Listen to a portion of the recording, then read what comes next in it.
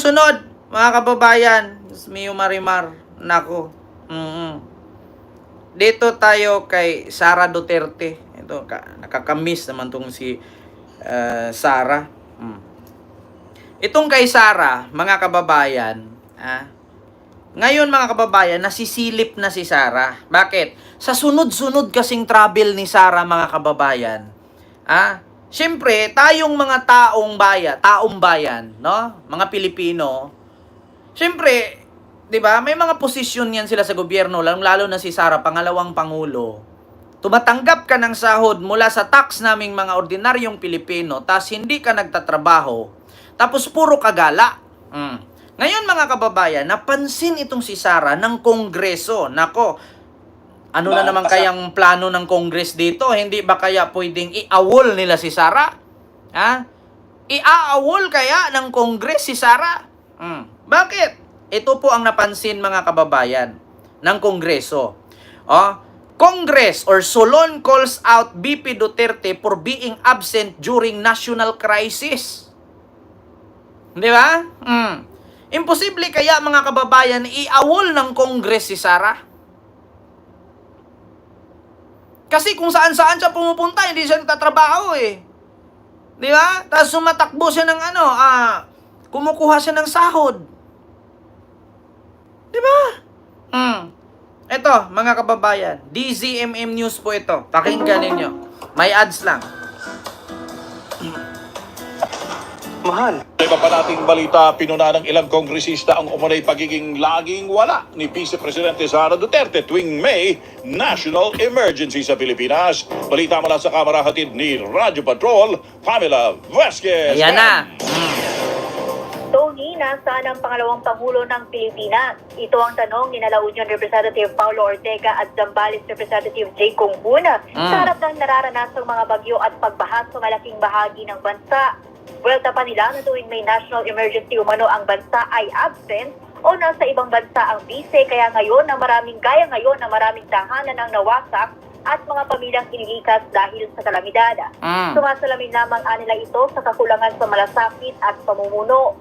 Hindi rin nila ito isolated incident. Gayong July 2024 ay lumipad ang bise kasama ang pamilya pa Germany para manood umano ng concert habang humahagupit ang bagyong Karina.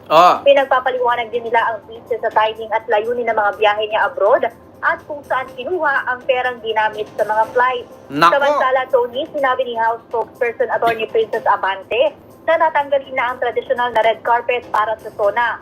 Pero paglilinaw ni Abante, mananatili ang red carpet sa main at rear entrance ng session hall. Nanindigan naman ang Kamara na walang stage ceremonies, fashion coverage o photo set-up sa red carpet area. At yan ang balitang kumpirmado, sigurado, ito ang Radyo Patrol. Diba, mga kababayan? Biruin nyo, napansin ni G. Kung Hoon at ni Paulo Ortega itong laging wala ni Sara pagdating sa national crisis. Diba? Hindi ba kaya, mga kababayan, tanong ko lang, kasi kapag tayo ang magtrabaho sa isang kumpanya, kapag hindi ka pumasok 1, 2, 3 araw, iaawol ka nang hindi ka nagpapaalam. Bakit si Sara pagdating sa sakuna, baha, sunog, lindol, dilubyo, wala? Hindi ba po pwede, Ma'am Catherine Lucido Hilupo, hindi ba po pwedeng i-awol na lang siya? Meron bang ganon, mga kababayan? Tanong ko lang. Kasi ako, hindi naman ako lawyer at higit sa lahat, hindi ko rin alam yung batas kung may batas ba ang gobyerno na kapag ikay empleyado sa gobyerno at hindi ka nag-duty ng ayos, ay i-awol ka. Kasi ako, may mga kaibigan ako, nagtanong ako kanina, mga kaibigan ko sa City Hall nagwo-work, sa Maynila, sabi niya, Ken, ang dami kong kaibigan dyan sa City Hall sa Maynila, sabi niya, Ken, kami dito, kapag hindi ka pumasok 1, 2 araw, 3, tas wala kang sick leave or wala kang record, diba? Wala kang maipakita ng record, talagang iaawol ka. Diba? Bakit hindi? Bakit hindi iaawol, mga kababayan? Kasi yung mga ordinaryong worker dyan sa mga empleyado sa City Hall, sa Malacanang, kapag hindi ka mag-duty ng 1 linggo na walang saktong paalam, di ba? Ay dapat iaawol ka. Pero bakit ganoon si Sara? Oo, dapat lang awol na yan, tanggalin na. Takot si Sara kasi baka, ano daw? Baka andiyan na warrant ng ICC. Kaya nga, sa totoo lang, Ma'am Linyang, yan din ang nasa isip ko. Kaya siguro si Sara lipad kung saan-saan. Lipad kung ganito, lipad ganyan. Hindi siya nagmamalagi sa Pilipinas. Kasi siguro, ang iniisip niya, yung ICC warrant. Yun yung kanyang iniiwasan. Di ba? Oh, mga tae, kahit wala yan sa Pinas, mauuna pang tumulong OBP kaysa sa admin. Alam mo, Ryan Floriano, tanong ko lang, saan po ba sila tumulong? Yun bang binaha ang Naga, nauna ba ang BP? Yung binaha ba ang Maynila, nauna ba ang Office of the Vice President? Anong sagot ni Sara? Kaya po hindi kami makatulong agad-agad kasi wala kaming budget. Ultimo nga pang burol assistant, wala sila eh. Tapos sabihin mo, kada may dilubyo, kahit wala si Sara na unang tumulong ang Office of the Vice President. E di sana, dapat ang naging Vice President, yung sekretary niya. Binoto siya ng taong bayan to serve. Yeah? Sa tao. Hindi siya binoto para lilipad. Di ba? Hindi siya binoto ng taong bayan para lumipad kung saan-saan. Kasi ang role niya, Vice President. Hindi po niya role, si Dora. Bakit? Siya ba ang sumalo kay Dora? Natalo na ba si Dora? Pag inggit, pikit. My God, hindi talaga ako naiinggit sa kawatan, uy. Diyos ko, hindi ko kainggitan yan. Kasi alam mo kung bakit? Hanggang sa kaapu-apuhan niya, mananatiling kwento siya. Ako hindi ko kinakainggit yan. Kung ako kamag-anak ko yan, itatakwil ko yan at hindi ko kilalanin. Bakit? Hanggang sa kaapu-apuhan niya, mananatili siyang kwento. Hindi niyo ba naiisip yan, mga DDS? Walang kakainggitan dyan. Kasi bakit? Hanggang sa kaapu-apuhan niya sa kuko, hanggang sa kaapu-apuhan niya sa dulo ng bulbul niya, gawin siyang kwento. Hindi mo ba alam na ilagay sa kasaysayan yan, first ever, babaeng Vice President, corrupt, at saka kung ma-impeach, kauna-unahan siyang Vice President na na-impeach. Kaya hindi kainggitan yan, tanga. Hanggang sa kaapu-apuhan niya, mawala man siya ilang siglong makalipas, hindi siya makakalimutan. Mananatiling kwento siya sa isipan. Yeah? Bakit sino ka para kilalanin ni Sara? Sino po siya para kilalanin ko? Nakatulong ba siya sa akin? Bakit ikaw, DDS, natulungan ka niya? Tanga, kahit ikaw nga mismo hindi ka kilala. Ikaw natulungan ka niya? Bakit? Anong itulong niya sa iyo? Mismo nga mga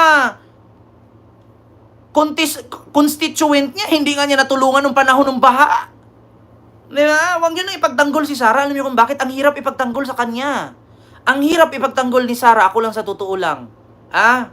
Sa tagal-tagal kong nagaganito, ang hirap niya ipagtanggol. Bakit? Kasi siya mismo hindi niya alam ipagtanggol ang sarili niya. 2028 is coming. Are you sure? Abot siya 2028, hindi siya ma-impeach? Are you sure 2020 hindi siya hulihin ng ICC? Di ba? Kahit ako mismo ang hirap ipagtanggol, maskin si Digo nga hindi kayang ipagtanggol ng abogado niya. Kaya wag niyong, alam niyo sa totoo lang, wag niyong pagpilitan yung Sara at Digong ninyo. Kasi mismo, yung abogado ni Digong, hindi siya kayang ipagtanggol. Di ba? My God. Oh my God. Ako na nagsabi sa inyo, hindi dapat kainggitan yung mga ganyan. Kasi hanggang sa katapusan ng kaapu-apuhan niya at lahi nila, kwento siya. Hindi mawawala yan. May anibersaryo yan. Parang si Jose Rizal yan. Diba? Parang si Jose Rizal yan. Diba? Parang si Jose Rizal yan. Ilang daang siglo na ang nakalipas. Mula nung sinakop tayo ng mga Kastila, si Rizal kilala pa rin sa pagiging bayani. Pero si Sara kilala sa pagiging kurakot. Yun ang totoo. Di ba? Hindi dapat kainggitan yan. Kung ako sa'yo, saksakin mo sarili mo. Tignan mo kung may Sarang pupunta dyan. Di ba? Saksakin mo yung sarili mo. Kung putang inang DDS kat nanood ka sa akin ngayon, tignan natin kung may Sara na pupunta, tulungan ka. Wala. Maskin nga kayo mag-asawa, magpatayan kayo dyan eh. Yeah? Ryan Floriano, kahit magpatayan kayo ng asawa mo, hindi ka tutulungan ni Sara. Mark my word. Kahit sinong DDS dyan na nagrally-rally sa Davao, sa buong Pilipinas, magsaksakan kayo. Tignan ninyo kung may sarang pupunta sa inyo. Yun nga mga nagrally sa Qatar, niya, tinulungan ba ni Sara? Nga. Yun ngang pulis na natanggal sa serbisyo, yung vlogger na pulis, tinulungan ba ni Sara? Nga. Tapos ikaw? Di ba? Bago mo dapat ipagtanggol si Sara, make sure na nakinabang ka. Wala. Hindi kayo pagtanggol niyan. Di ba?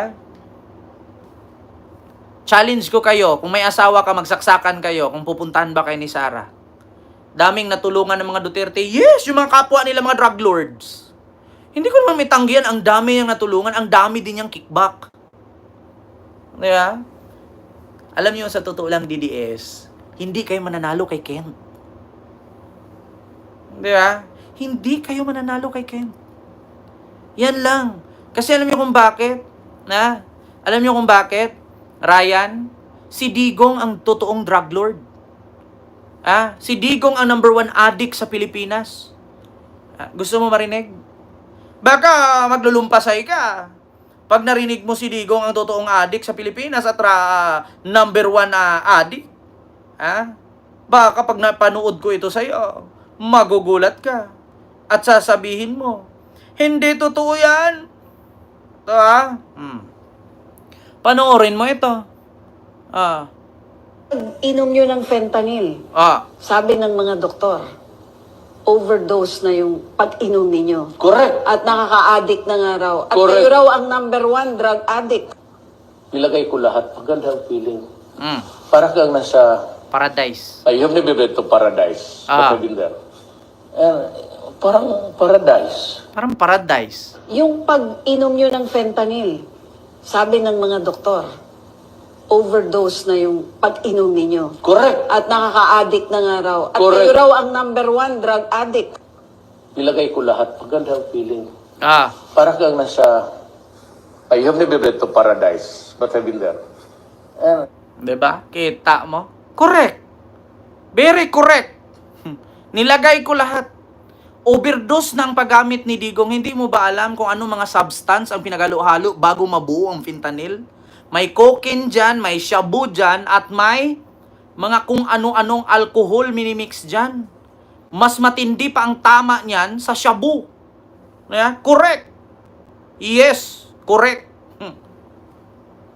Ano? Di ba? At least